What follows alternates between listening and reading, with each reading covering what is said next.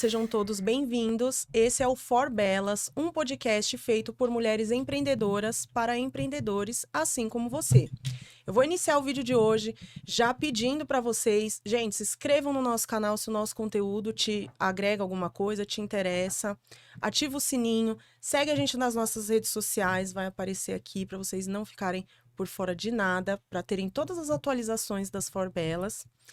E eu vou apresentar a nossa convidada de hoje. É uma mulher que tem uma história de vida, assim, inspiradora. A gente estava conversando aqui, perdemos até a hora de iniciar a gravação, porque o podcast já foi na nossa conversa anterior. Eu tenho uma cola para falar de tudo que essa mulher faz, porque ela é educadora social, integrante do corpo educativo do projeto Memórias Carandiru, é pós-graduada em Direito Penal e mestranda em Direitos Humanos e Sociais pela Universidade Federal do ABC. É pesquisadora do Núcleo de Pesquisa Pós-Cárcere sobre o perfil das mulheres egressas do sistema prisional no estado de São Paulo. Atua no projeto Reescrevendo a Vida, onde apoia mulheres em situação de vulnerabilidade social, auxiliando no aprimoramento de suas habilidades de leitura e escrita. Seja muito bem-vinda, Ellen Baum. Eu quero mais uma vez agradecer a sua presença aqui e a gente vai bater um papo inspirador, de certa maneira um papo gostoso, porque a gente já se deu super bem. Um papo gostoso e bem emocionante. Sim, eu queria agradecer o convite, muito obrigada. É um prazer estar participando do podcast aqui com vocês. Eu acho que vai eu já vi alguns, eu vasculhei as suas redes sociais. Eu quero stalkeou, agradecer ao Sempre. pessoal do Iconografia da História, Joel Paviotti, o meu amor, Fernando Zenerato, que me apresentaram a Ellen, né? E falaram pra gente conhecê-la, trazer aqui pra falar da sua história. Porque assim, eu não, eu tenho certeza que tudo na vida tem um propósito, né? E o seu propósito é muito grande, né? Eu acho que você tá na metade, nem na metade você chegou de tudo que você tem para fazer. Eu vi as suas redes sociais, vi tudo que você faz, vi todos os projetos que você participa. Conheço, assim, não muito o projeto do Memórias Carandiru. E eu acredito que o nosso podcast, ele sai um pouco do nicho dos lugares que você tem participado, né? De onde você palestra, de onde você atua.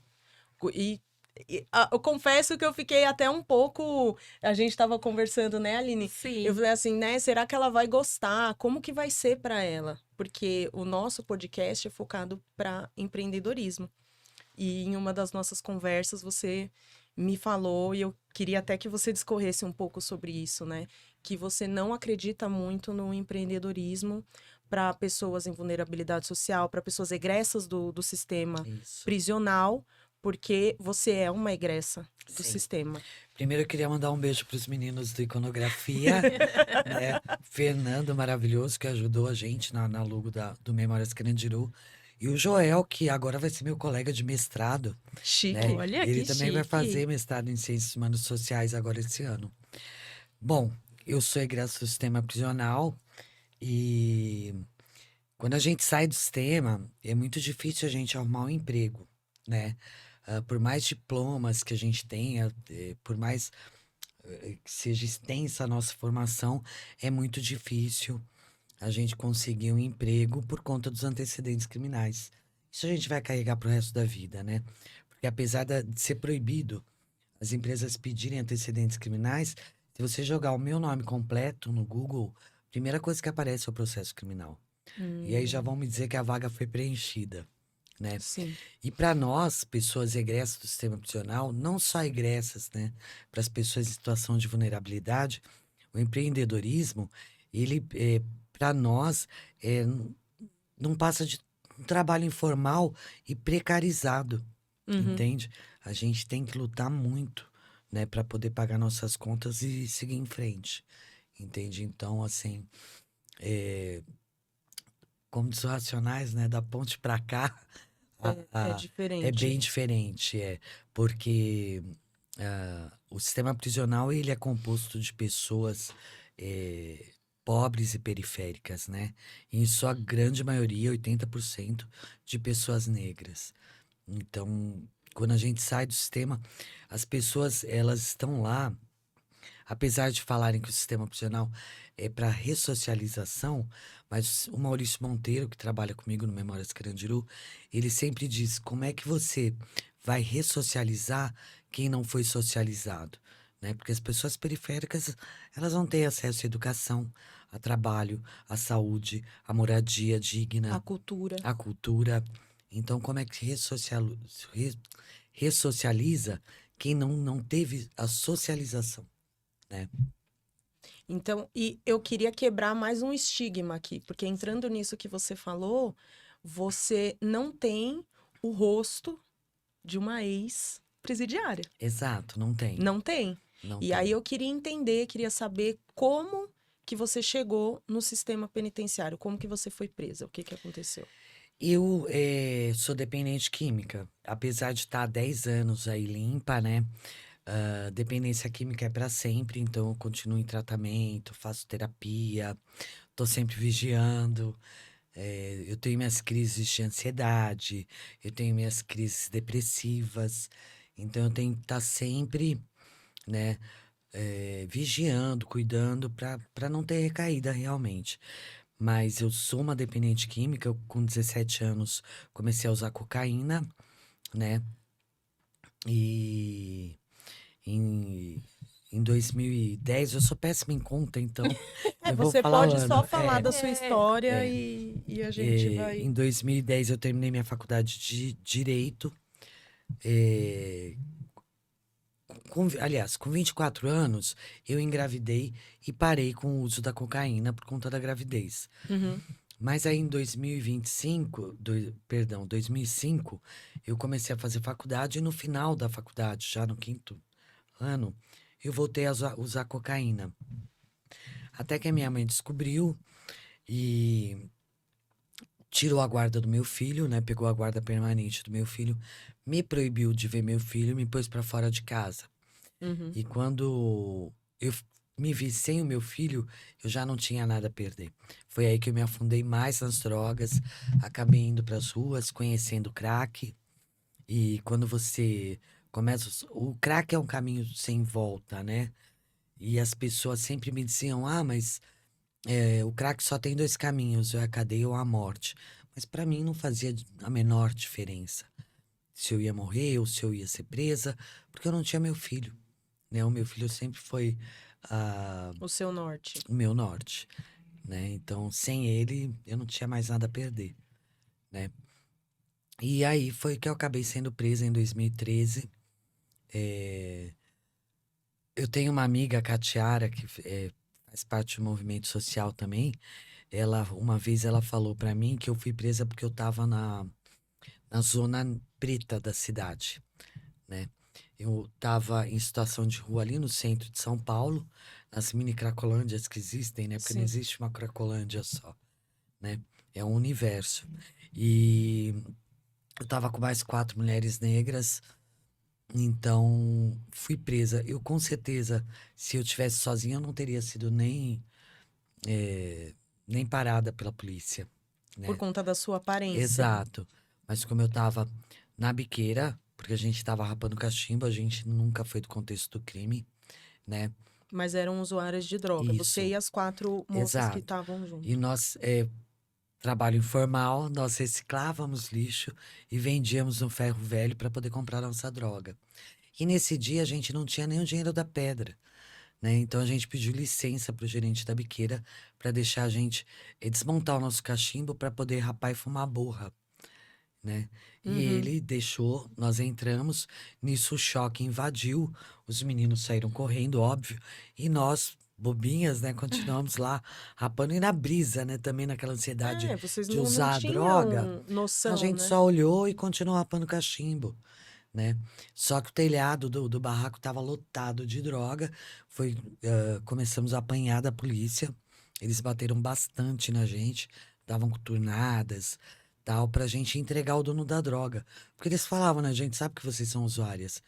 Só que a gente tem que levar a droga e o dono pra delegacia. E se Uhum. vocês não derem um nome, vocês vão assumir essa droga. E a gente pedia, pelo amor de Deus, pra levar pra delegacia pra parar de apanhar, né? Quando a gente chega na delegacia, a gente tem que assinar o termo de confissão. E Uhum. aí a gente não queria assinar. E aí eles ameaçaram a gente de novo. Bom, vocês vão tomar mais esculacho. E eu falei assim, eu posso fazer uma ligação, eu tenho direito a uma ligação, né? Aquela coisa bem de filme, né? Será que não... Existe realmente Existe, esse existe. direito Não à ligação? Ele é existe o exercido? direito, mas não é exercido aqui no Brasil, entende? Aí o cara fez assim, olha, não sei se era investigador, delegado, não sei, que a gente ainda tava na brisa da droga, né? Aí ele fez assim, vocês vão tomar mais esculacho enquanto vocês não assinarem. E vocês só vão avisar, nós só vamos avisar a família depois que vocês assinarem. Eu falei, poxa, eles vão me matar aqui dentro. Minha família não vai saber nem onde eu tô, né? E apanhando, se assina até homicídio, quem dirá droga, né? Entendeu? E aí a gente assinou a nota de culpa lá. E minha mãe chegou de madrugada e falou, nossa, olha o que Aquela você coisa, fez com a né? sua vida, né? Eu não quero mais saber de você e foi embora. E aí a gente foi transferida para outra delegacia pra. Ali pela região, foi E no eu primeiro fui DP? no. Não, o primeiro DP tava fechado, né? Que eu Ah, nem sabia que a delegacia fechava à noite. O primeiro DP também não tava sabia. fechado, eu fui pro oitavo, que acho que é ali no Brás. É na Moca, o É, oitavo na DP. Moca. Isso para mim é muito nebuloso, porque eu tava na brisa da droga, né? Então eu acho que eu demorei uns 4 dias pra cair na real. Aí eu passei uma noite lá e tava um frio danado. Eu tava de regata, né? Eu até pedi a blusa de frio da minha mãe. Ela falou assim: Eu quero que você morra de frio. E saiu andando, né? É, Desesperada, chorando, Desesperada. né? é. Eu culpava muito a minha mãe por tudo, mas hoje eu entendo que ela fez o que ela pôde fazer com as armas que ela tinha e com o conhecimento que ela tinha. Minha mãe casou com 15 anos para tentar mudar de vida, que minha mãe era analfabeta, era da roça, entende? Então, isso tudo. Eu queria até É falar, tudo o contexto em que você é, está inserido, isso. Então, né? o que você vive, né, tem uma causa. Então, para a gente descobrir, a gente tem que ir na raiz do problema, né? E hoje eu faço muita terapia para isso, até Sim, hoje. a base familiar também conta muito, Conta né? muito, conta Demais. muito. Eu venho de um contexto de violência doméstica, né? O meu pai era alcoólatra, espancava a minha mãe. Tanto é que na separação deles, eu tinha 6 anos, e ele espancou a minha mãe no meio da rua, e ela desmaiou no asfalto, e ele pegou ela pelos cabelos e puxou ela, arrastou pelo asfalto. E eu tenho isso nítido, eu tenho essa imagem nítida na minha mente, né?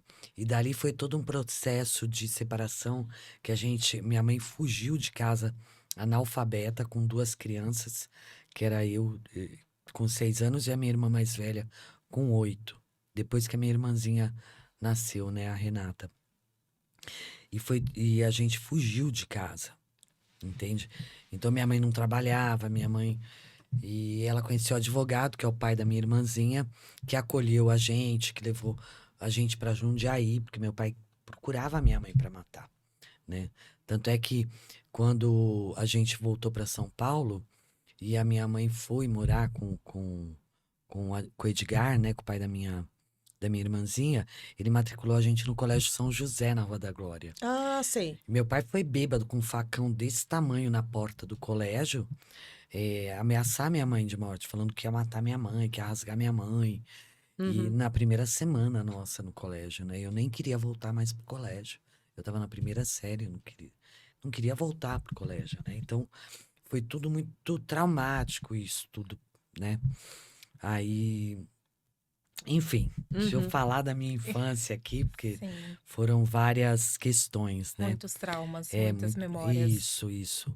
E na época, terapia era coisa de gente Não, louca, terapia, né? velho, eu não sou maluco. Tem gente, eu ouvi de uma pessoa muito Isso. próxima a mim, porque eu nunca tinha feito terapia. Eu comecei esse ano, porque eu passei por alguns problemas assim muito muito sérios e decidi fazer terapia. E aí uma pessoa muito próxima minha falou: "Ah, isso é coisa de gente louca.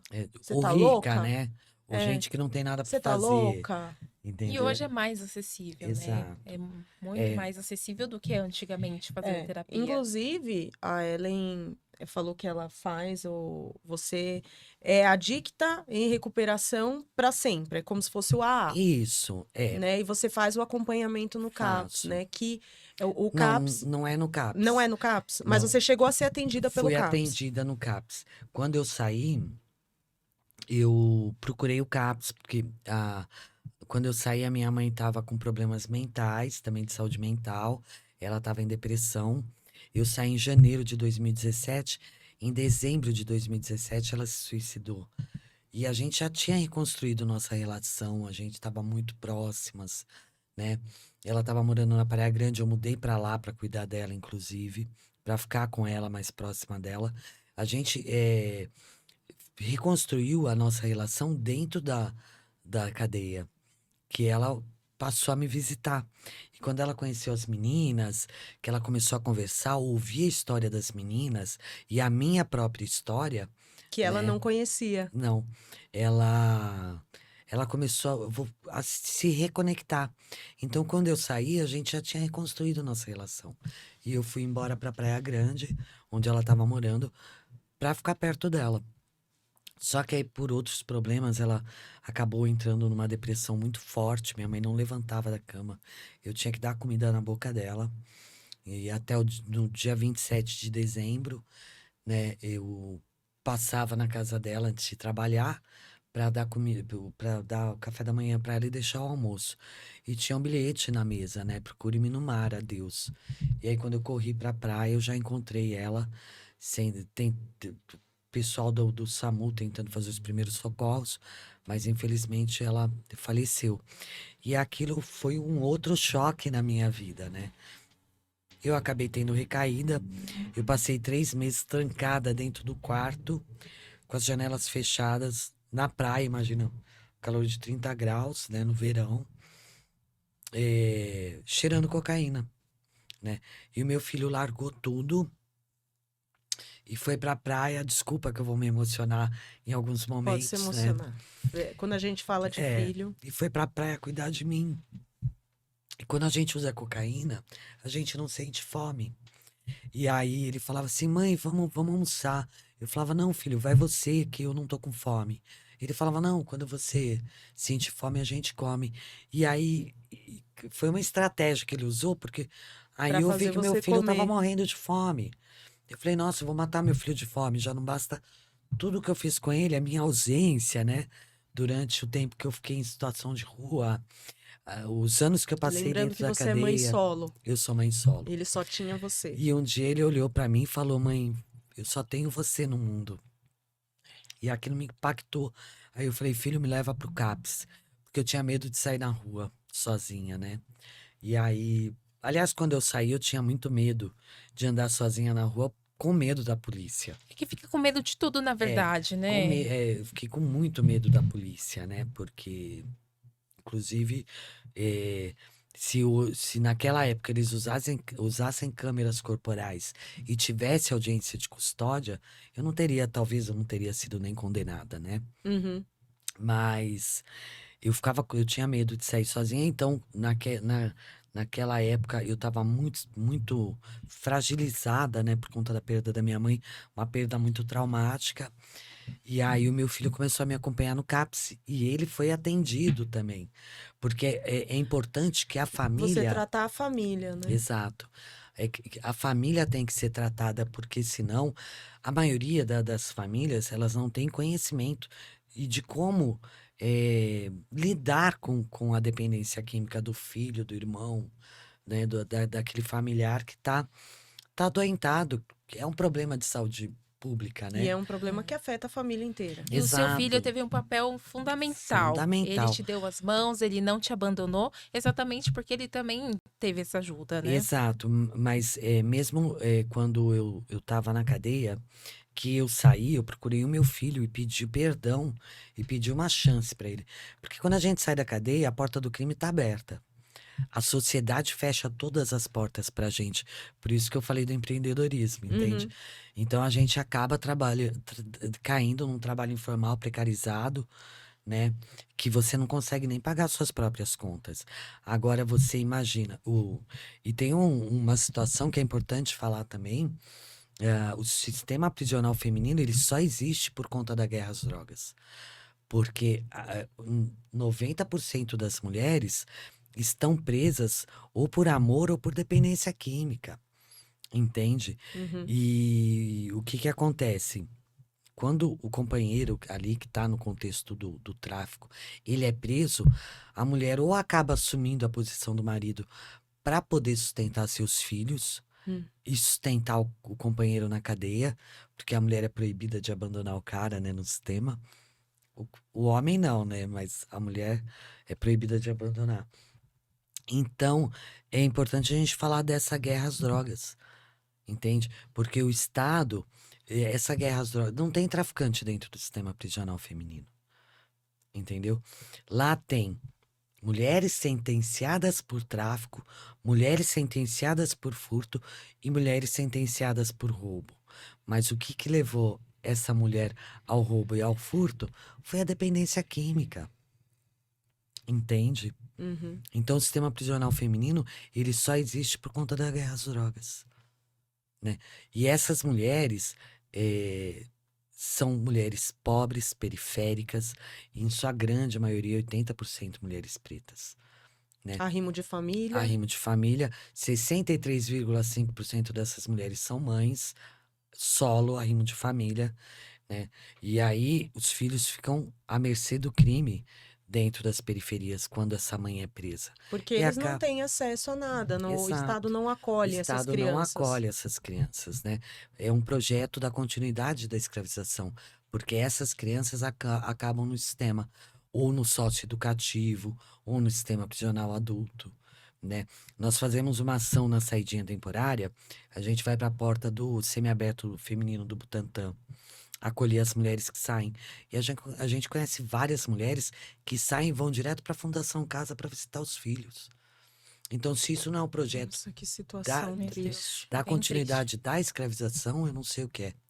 Entendeu? E é um projeto para continuar esse ciclo de encarceramento em massa. Porque a construção de unidades prisionais, né, dá Ela muito. dá dinheiro, mas quando é feito é voltado para o público masculino. Também. Porque é o Aliás, patriarcado agindo aí também. sim, aqui na cidade de São Paulo, a única penitenciária que foi construída para as mulheres é a penitenciária feminina da capital, que no final do ano passado virou masculina. Que é essa de Santana. É, exato. Tem duas aí em Santana, né? Tem a penitenciária do Estado, a antiga penitenciária Aham. do Estado, que hoje é a penitenciária feminina de Santana. Ela é a maior penitenciária feminina da América Latina. Tem quase 1.500 mulheres presas, né? E ou mais até. Eu Uhum. não me informei ultimamente, mas sempre aumenta, né, o número, superlotada. Ali no território do Carandiru, e por isso nosso trabalho no Memórias Carandiru, ele continua sendo complexo penitenciário ativo. As pessoas falam, implodiram a casa de detenção, extinto o complexo penitenciário. Não, ali tem a penitenciária feminina de Santana, ativa e superlotada. Tem o hospital penitenciário ativo e superlotado. Tem a penitenciária da capital, né, que era a feminina da capital, ativa e superlotada agora de homens. E tem o presídio da Polícia Civil, que é o único que não está superlotado, mas está ativo. Uhum. Entendeu? Se isso não é um complexo penitenciário, eu não sei o que é. Ali tudo em volta do Parque da Juventude.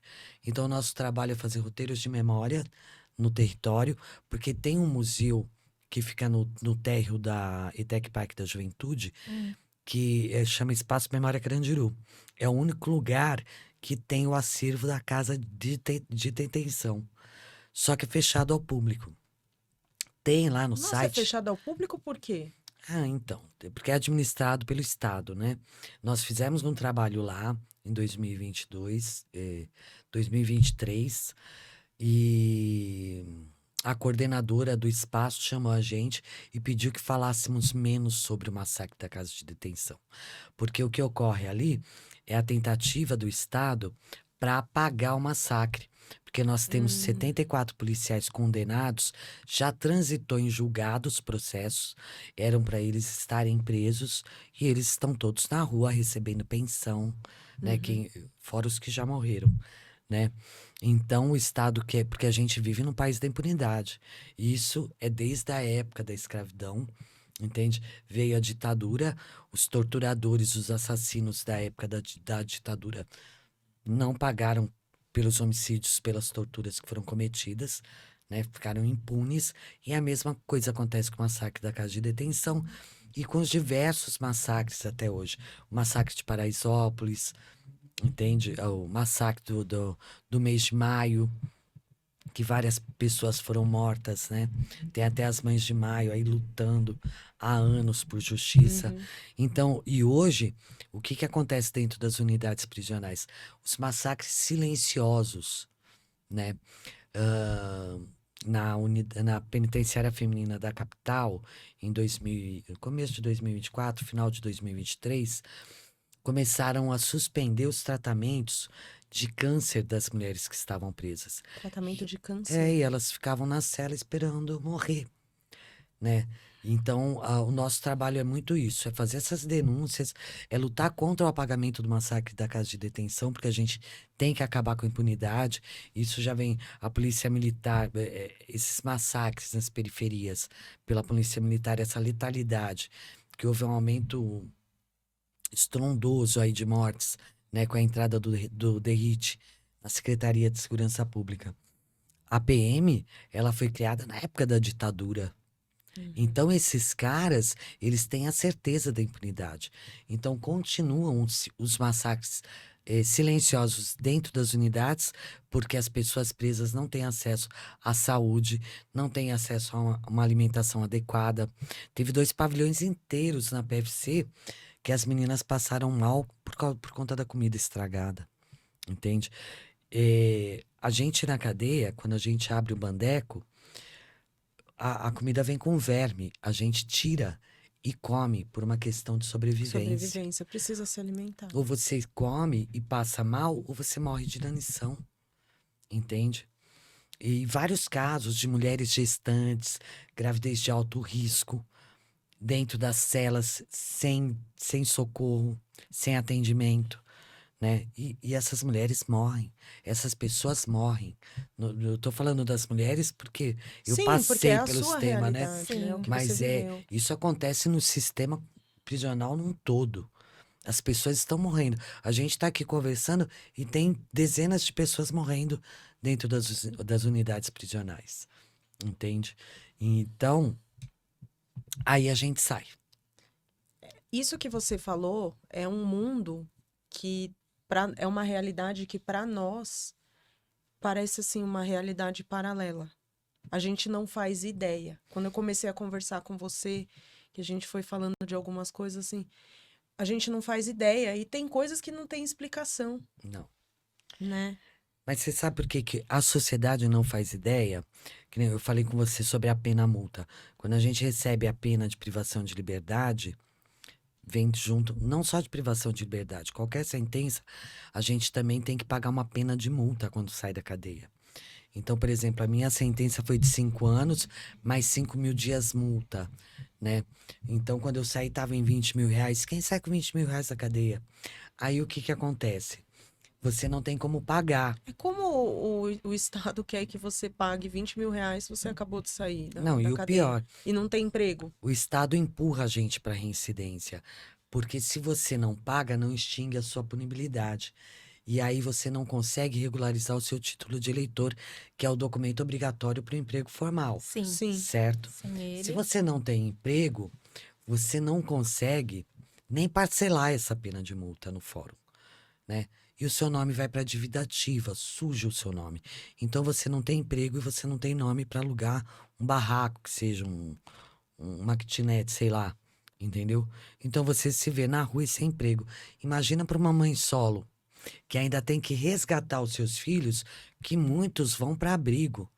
Porque a gente tem que falar dessas maternidades violentadas pelo Estado, pelo sistema prisional, entende? Quando a gente sai, a gente não tem nenhuma ajuda do Estado para reconstruir o vínculo materno. Muito pelo contrário. Tem mulheres que os filhos não querem nenhum contato, porque culpabilizam a mãe pela ausência dessa mãe. Entendeu? Porque a avó que cuida dessas crianças não tem condições de levar as crianças para visitar a mãe. Então eles não têm nem contato com a mãe. Não tem contato, não tem vínculo materno. Entende? E cadê o Estado para proteger esse vínculo materno? É ausente. Mas de uma forma, para mim, na minha visão dos fatos, é de uma forma proposital. Por causa desse projeto de encarceramento em massa que existe. Entende? E É um até meio que se livrar do problema? Exato. Seria isso? Exato. E aí a gente sai do sistema com essa pena de multa, sem poder regularizar o título de eleitor e arrumar um emprego. Qual porta que tá aberta? Do crime. Pô, ó, vem cá. Você tá precisando de dinheiro? Faz isso aqui pra mim, ó, eu te dou Que eu te tanto por dia ajudo. tal. Você tem que alimentar seus filhos. Ou você tem que cuidar da sua mãe doente, se você não tem filhos. Entende? E você tem que se alimentar e você tem que pagar suas contas, você tem que sobreviver. Né? E a sociedade, ela fecha as portas pra gente. Entende? Então, assim, falar em empreendedorismo para nós, pessoas egressas ou pessoas periféricas, não é o mesmo empreendedorismo de Uhum. vocês, entende? Para nós é trabalho precarizado, né? E aí você Se falou, você não tem como, por exemplo, a gente conversou antes, você disse que a sua pena, a multa foi extinta. Mas quando a pessoa não consegue essa extinção, ela não tem nem título de eleitor. Como ela vai abrir um MEI? então, ela tem que, exato, Então, ela tem que entrar com uma ação para pedir a extinção da pena multa. Os juízes de primeira instância majoritariamente negam. negam, aí recorre. Mas se essa pessoa tem acesso a um defensor público? É fácil o acesso? Não, é super Não, não é. difícil. E aí você falou que vocês não tinham conhecimento disso. A sociedade em geral não Não tem, tem. porque faz parte do apagamento do Estado. O Estado não quer que a sociedade saiba, porque o Estado, ele fomenta a violência, ele fomenta a reincidência e o encarceramento em massa. Porque dá dinheiro, cada unidade construída é milhões no bolso desses políticos. Sim. Não são obras superfaturadas, entende? A gente está num país que a corrupção, gente, se É fosse institucionalizada, é né? Em todas institucionalizada. as instâncias, desde o do pequeno vereador até o Exato. presidente. E você falou da minha pena, ela foi extinta de ofício pelo juiz, né? Eu não precisei entrar com ação, nada, simplesmente, ela não tem condições de pagar, vamos extinguir a pena de multa dela. Mas eu sou uma mulher branca. Então, e não tem como falar do sistema prisional sem falar em racismo. Eu mesmo, dentro do sistema prisional, onde é um lugar que eles não tiram só a nossa liberdade, eles arrancam a nossa dignidade, entendeu? Mesmo com todas as torturas psicológicas, com toda a humilhação que a gente passa lá dentro, eu ainda assim estava em cima dos meus privilégios brancos. Até indico aqui um livro para vocês, O Pacto da Branquitude, da Cida Bento. Eu li esse livro. Maravilhoso, né? Porque eu tive que fazer toda uma formação para ser uma ativista de direitos humanos, né? Porque para nós que somos brancas, é um. De certa forma, por exemplo, o meu pai é negro, o meu irmão é negro, a minha mãe é branca, inclusive você é bem parecida com ela. Mesmo sendo filhos do mesmo pai, da mesma mãe, tendo morado no mesmo lugar, tendo levado a mesma vida, as coisas visivelmente hoje, quando eu olho para trás, principalmente quando a gente era criança, as coisas eram muito diferentes para mim e para o meu irmão. Entendeu? As pessoas negras, elas já nascem com um alvo nas costas. E elas estão sendo mortas nas periferias, né? Um menino preto da periferia. Aliás, o menino preto não precisa nem ser da periferia, né? Porque quando tá andando na rua, ele não pode correr. Porque a polícia já vai achar que não é nem suspeito, mas que é um ladrão e vai atirar. É isso que está acontecendo nas periferias, entende? Eu vou te dar um exemplo da discriminação, mesmo sendo uma mulher branca. Eu enquanto estava na praia, eu tive um relacionamento extremamente tóxico. E ele começou a me ameaçar. E eu fui na delegacia fazer um boletim de ocorrência, porque eu precisava de uma medida protetiva. Porque a gente tenta fazer tudo direitinho, né? Sim, Aí o que na que medida do acontece? possível. É na medida do possível, é bem isso. Aí o que que aconteceu? Ele foi chamado lá para, não para depor, é para prestar Prestar esclarecimentos. esclarecimentos. E aí ele falou que eu era usuária de droga e ex-presidiária. Então Se ele voltou virou. contra mim, eu fui chamada para depor. Entende? E aí a escrivã, aí eu falei assim, mas eu preciso de uma medida protetiva. Ela falou assim: ah, você que lute. Coisa mais difícil que tem é o juiz da Praia Grande, né? Expedir uma medida protetiva para uma mulher aqui. Pô, legal. Entende? E o meu filho preocupadíssimo.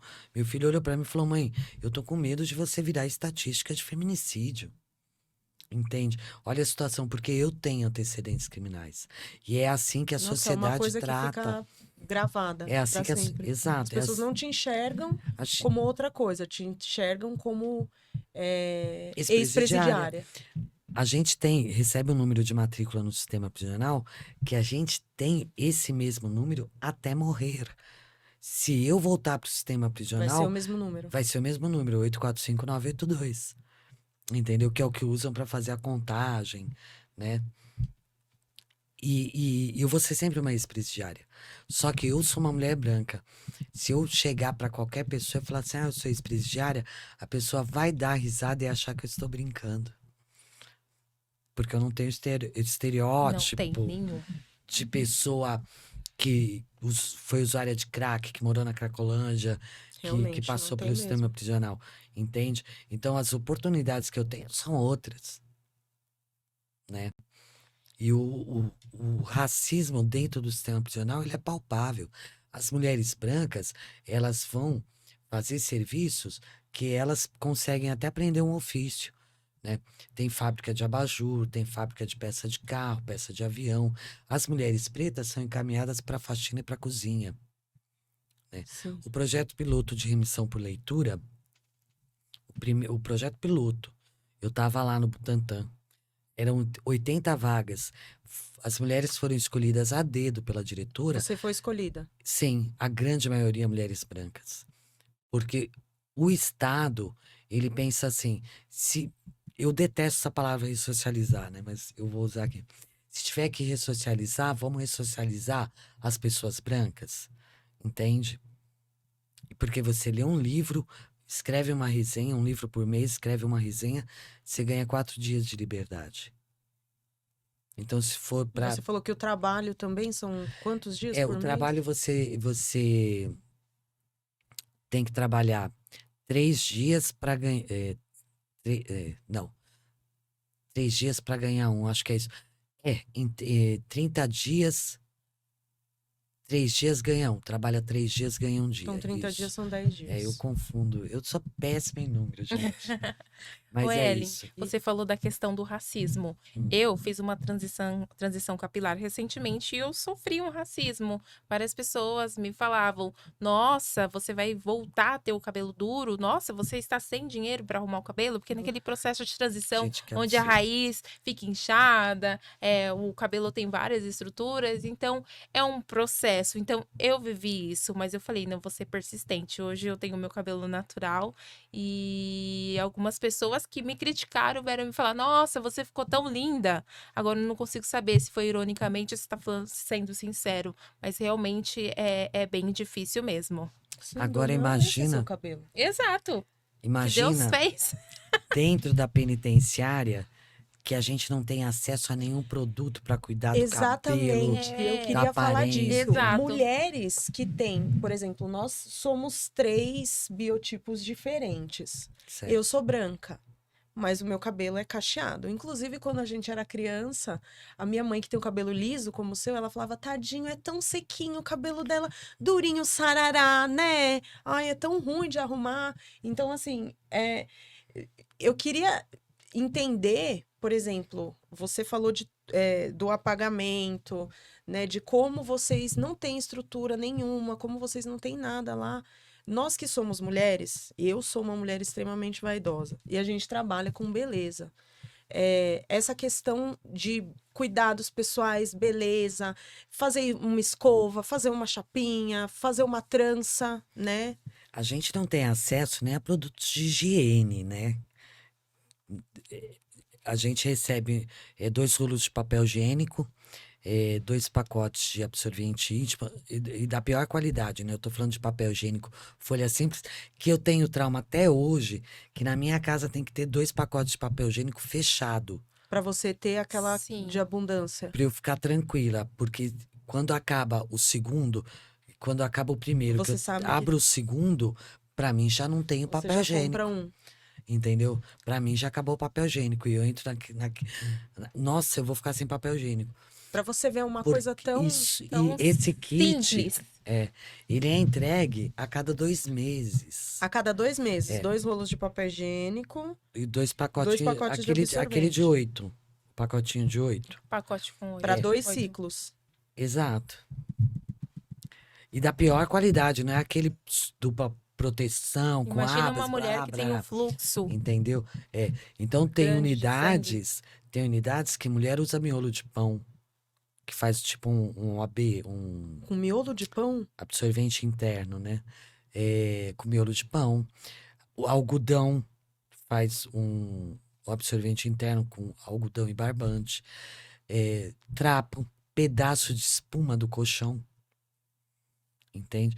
Tudo isso são paliativos que a gente usa dentro do sistema. nossa, é uma degradação que... Imagina produto de maquiagem, é bem difícil, porque as mulheres elas são abandonadas e esquecidas no sistema, né? O primeiro a abandonar o companheiro por N motivos que não vem ao caso, né? Cada um com a sua consciência, mas a própria mãe dessa mulher fica para cuidar dos netos.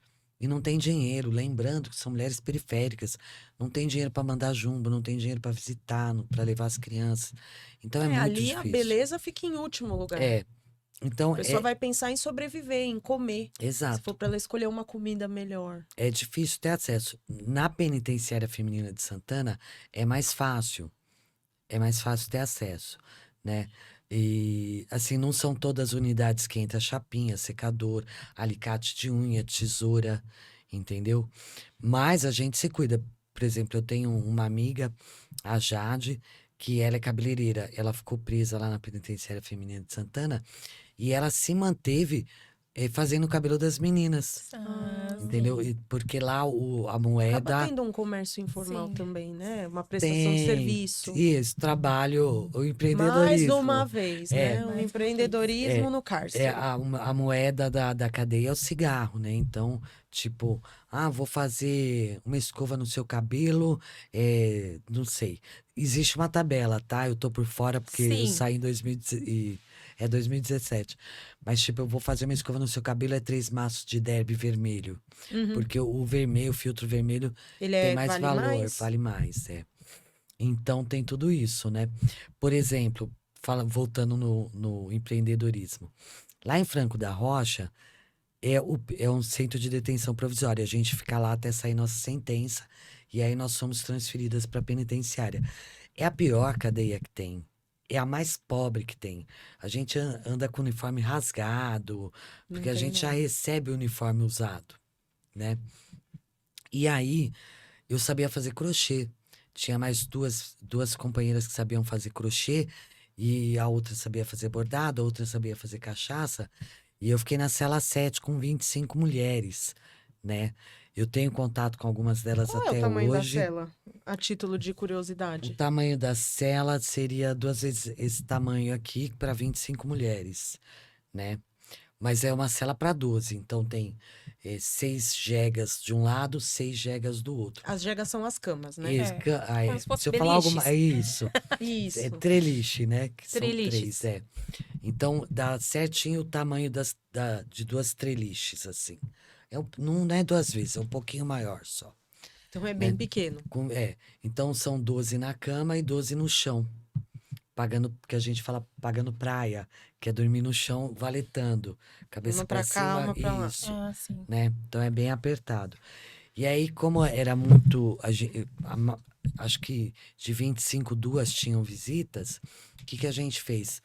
Meio que dividiu, assim, a cela em 3, né? Não é Aí nem tinha... 10% que tem visita. Não, não. Ah, se você passar na porta de uma unidade feminina em dia de visita, você vai ver que não tem nem fila. Entendeu? E na masculina, dá a volta no Eu quarteirão. moro Porque... mais ou menos próximo de uma. É CDP, né? Lá É, no Belém. isso, A CDP. gente passa lá de final de semana, tem uma fila interminável. Exato. Entendeu? E é assim, porque é o papel da cuidadora da mulher, né? A mãe e a esposa e a irmã, elas vão visitar o homem. Mas o homem, o pai, ele não vai visitar a mulher, né? E geralmente, gente, nós temos as famílias, essa família tradicional Que brasileira nem não existe o pai, existe, né? né? Nessas famílias. O São pai, ele nem famílias tá lá. disfuncionais, desestruturadas, entende? Porque os verdadeiros traficantes, eles devem estar lá em Brasília, sei lá onde tá, nas fazendas em Goiás, mas no sistema prisional não tá. Uhum. Não estão no sistema prisional. Entendeu? Essa guerra às drogas é para atacar os usuários. Não Porque. os grandes, Exato. Porque. os grandes comerciantes de Sim. entorpecente, como diz o Joel. Porque eles já estão dentro da governança, eles já tomaram o país. Eles não estão nas ruas, eles não moram nas ruas, eles não estão na biqueira vendendo droga. Uhum. Entendeu? São pessoas periféricas que estão lá. Pá, caiu o avião da tio, sei lá o que, da Damares, cheio de droga. Alguém foi preso. E o avião da FAB, cheio de droga, de cocaína. Alguém foi preso? Não vão. Não vão. A lei punitiva, ela existe para pobre. Ela não existe Sim. para rico. Entendeu?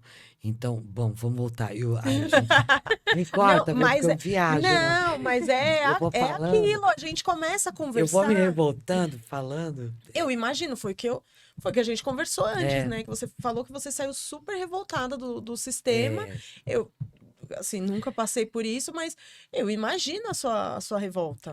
eu entrei dependente química e saí uma criminosa em potencial. E a sorte desse povo é que eu tenho um filho maravilhoso que me ajudou em toda a minha formação. Ele é o responsável pela minha formação hoje, por eu ter voltado a estudar, entende? E ter entrado na militância. Foi ele que me colocou na militância. E porque eu tive rede de apoio, né? As minhas irmãs hoje me ajudam muito, né? A minha irmãzinha, a Renata, ela tá sempre em casa, toda semana ela tá em casa, me ajudando no que eu preciso, me apoiando. Mas não foi fácil chegar até aqui. E quantas milhares de pessoas não têm Não tem o suporte que você teve, né? Porque Exato, você teve um suporte. Era até isso que eu ia exato. perguntar para você. Qual foi o principal fator que te fez abandonar o uso de cocaína, né? E crack, que você era usuária, e seguir a sua vida mesmo com todas essas dificuldades, né? Sem dúvida nenhuma, foi o amor incondicional de mãe. V- Vocês não são mães, Eu né? tenho Eu não dois sou. Você filhos. tem 2. Então Teve um você. episódio aqui que eu me emocionei, Sim, chorei, porque sim. realmente eu tenho a minha filha mais velha, eu vou chorar de novo. Quando ela nasceu, ela mudou totalmente a minha vida. Você sabe do que eu tô falando. O amor incondicional, esse vínculo materno-filial, ele salva a vida da mãe, ele salva a vida do filho, né? Hoje eu estava lendo daquele acidente de avião de Ubatuba, que a família toda sobreviveu, né? A mãe tinha 2 crianças, uma de 6 e 4 anos dentro do avião. E um rapaz que estava lá e ajudou no salvamento ali deles, falou que a mãe foi uma leoa e que eles só sobreviveram por conta da mãe. Entende? Esse amor incondicional. Hoje eu tô aqui conversando com vocês por causa do amor incondicional de mãe. Senão não E estaria seu aqui. filho é um lutador também, né?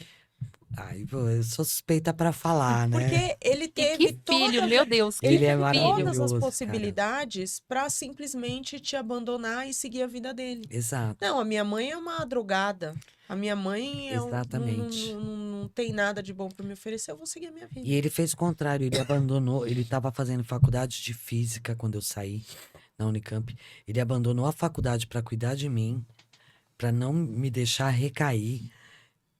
E voltou para Campinas, prestou o vestibular, passou para fazer faculdade de Ciências Sociais, porque ele falou para mim que ele queria entender todo esse sistema, toda essa engrenagem do Estado, entendeu? Ele queria entender como é que funcionava tudo isso que eu passei, né? E foi aí porque eu tinha muita vergonha do meu passado, eu tinha vergonha de contar minha história, que ele começou a me formar. E um dia ele virou para mim, o Maurício me convidou para fazer uma entrevista na pandemia, e meu filho, eu não queria fazer porque eu tava com vergonha das pessoas descobrirem, né? Porque a minha mãe mesmo falava para as pessoas, quando perguntavam de mim, que eu tava no Canadá, eu nem inglês sei falar. E aí o meu filho olhou para mim e falou: mãe, tá na hora de você contar a sua história, porque eu tenho muito orgulho da sua história. É uma Nossa, história que de lindo. superação, e as pessoas que estão na situação em que você esteve precisam ouvir a sua história para ter um pinguinho de esperança, entendeu? E aí começou essa formação. Então hoje eu tô aqui graças a essa elevação espiritual do meu filho, né? Porque eu nem sei dizer. Sim. Eu sou muito suspeita para falar, mas ele é um grande homem. Eu tenho muito orgulho do meu filho e muita gratidão, porque a minha vida inteira, mesmo antes de ter acontecido tudo isso, a minha luta era para que o meu filho tivesse orgulho de mim, né? Para que eu pudesse olhar nos olhos dele, né, de cabeça erguida, e enxergar ali orgulho, admiração. Uhum. E hoje a gente se trata com reciprocidade. Eu vou falar reciprocidade para não errar a palavra. Às A vezes gente trava se a língua. trata com reciprocidade, né, desse orgulho e admiração que um tem pelo outro, entende? Então, eu acho que hoje eu alcancei meu objetivo, né? Que tudo que eu queria na vida era que meu filho tivesse orgulho de mim, entendeu? E graças a ele, eu acho que eu consegui alcançar esse objetivo. E eu sinto muito mais orgulho e muito mais admiração por ele, porque se hoje eu sou o que sou, sei o que sei e faço o que faço, é graças a esse homem incrível, E né? assim, o que ele passou pra você, né, mãe, você precisa contar a sua história para que outras pessoas tenham um fio de esperança, né? E com o advento das redes sociais, que inclusive é isso que a gente tá fazendo aqui agora, né? Você tá lá, eu entrei no seu Instagram, assisti a maioria dos vídeos, eu conheci o Instituto Rino, comecei a seguir porque eu não conhecia o Instituto Rino, Maravilhoso. né? Então, tudo isso vai fomentando uma rede, porque as pessoas hoje estão cronicamente online, né? Exato.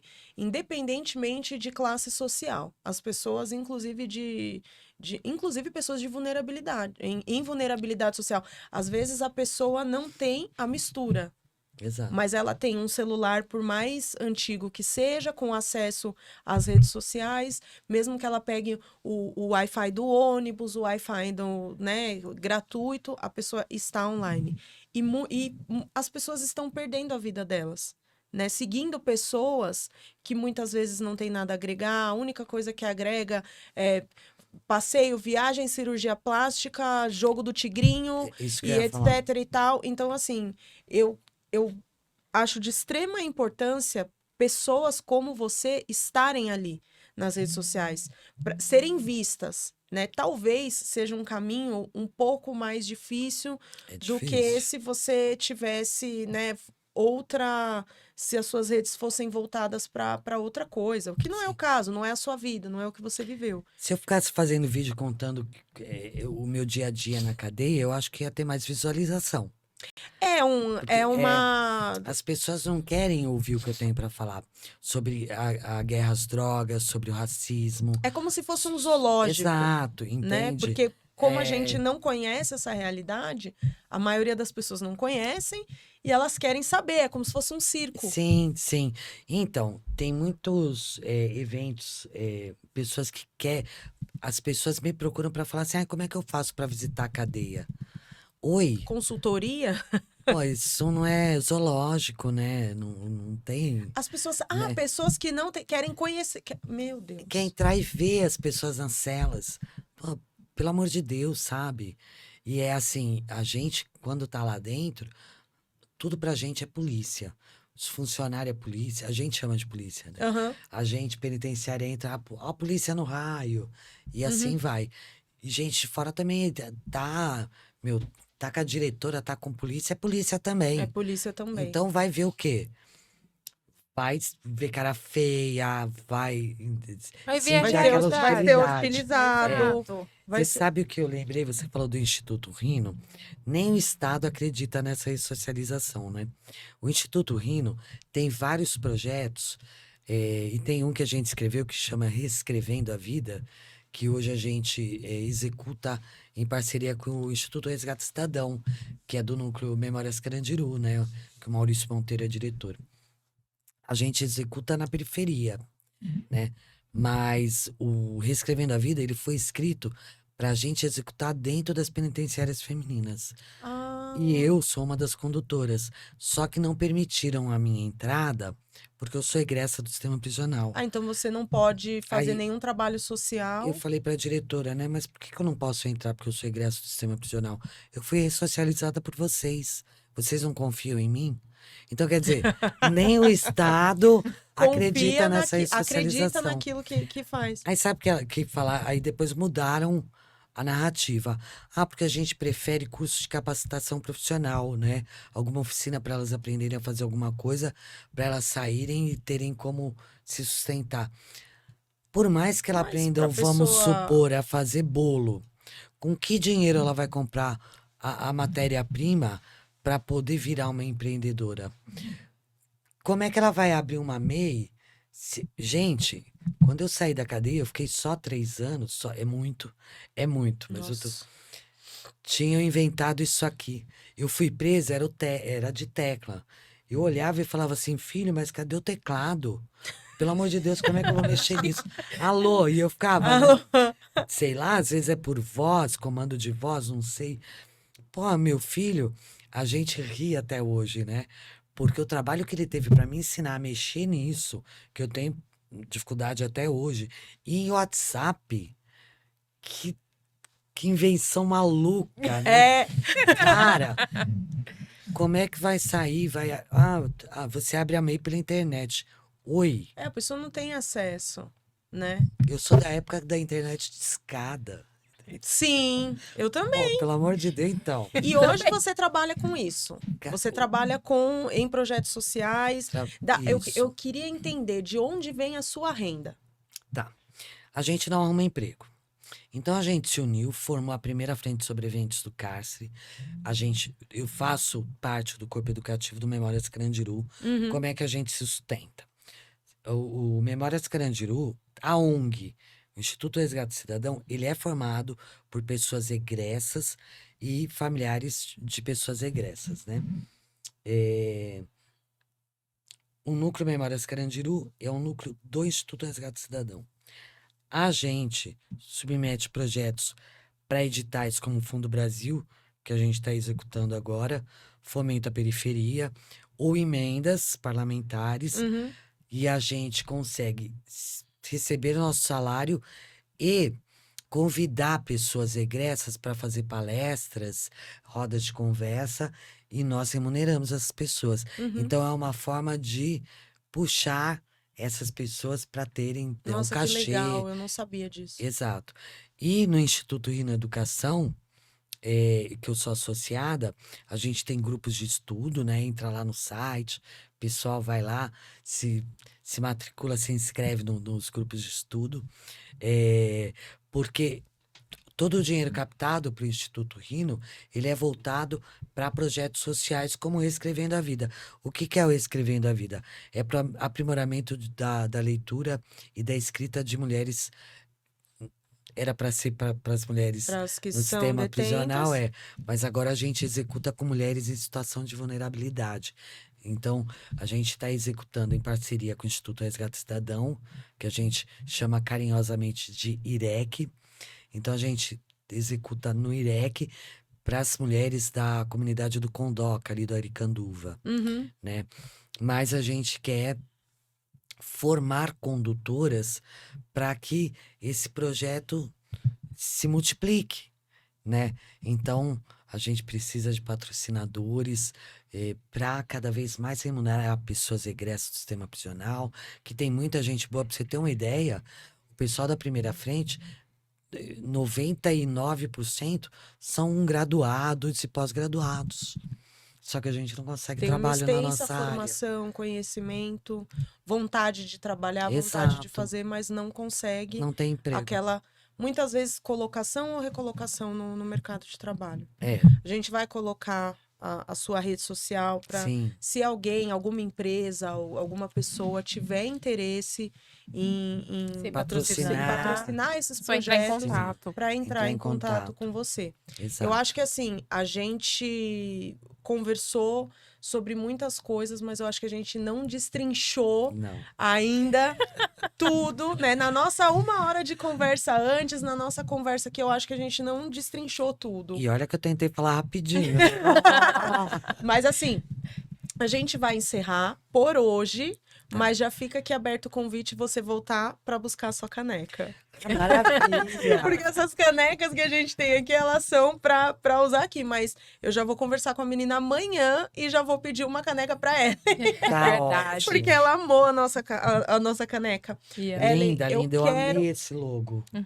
A gente gosta muito de rosa, todas Nem nós. parece, né? É, dizem que o rosa tá em desuso, né? Hoje em dia o chique é o dourado, o verde, o marrom, mas a gente azul. gosta muito de rosa. Eu sou do vermelho, eu amo vermelho. Eu sou Olha. de esquerda É também. Sou comunista.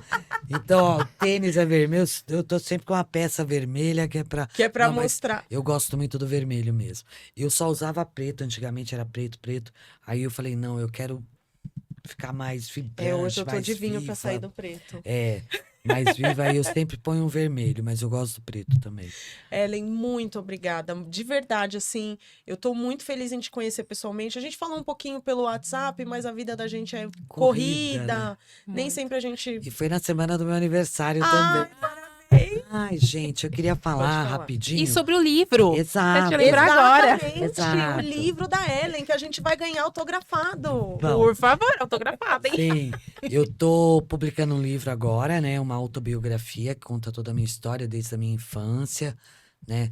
Para as pessoas entenderem como foi todo esse meu processo de vida, né? E em breve abriremos aí as pré-vendas, né? E me sigam no Instagram, que logo menos tem novidade por aí, tá? E já pode, assim que sair, já pode mandar o link, que eu vou Sim. querer o meu. Eu faço questão de te fortalecer nesse projeto e depois você volta aqui para Maravilhoso. Nós fazemos questão, com Sim. Com certeza. certeza. Assim que eu publicar, eu acho que vai sair a publicação aí lá para abril ou maio, acho. Maio, junho, mais ou menos.